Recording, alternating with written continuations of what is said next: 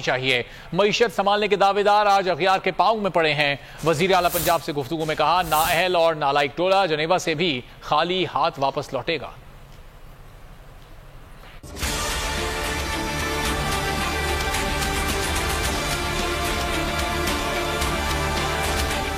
लाओ लश्कर समेत जनेवा जाकर भीख मांगने वालों को शर्म नहीं आती। चेयरमैन पीटीआई इमरान खान ने जेनेवा कॉन्फ्रेंस में शिरकत पर हुक्मरानों को निशाने पर ले लिया।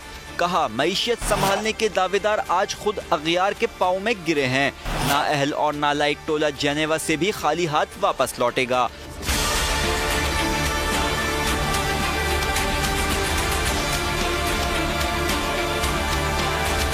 लाहौर में वजीर आला पंजाब चौधरी परवेज इलाही से गुफ्तगू करते हुए कहा, 13 जमातों के हुकूमती टोले ने चंद माह के अंदर मईशत तबाह कर दी। महंगाई आसमान को छू रही है। आज मईशत न संभली तो कल इसका नुकसान रियासत को होगा।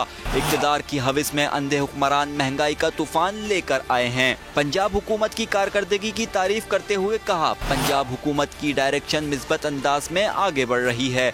मुलाकात में आटे की सूरत हाल समेत पंजाब असम्बली में एतमाद के वोट की हिकमत अमली पर भी गुफ्तगू की गई।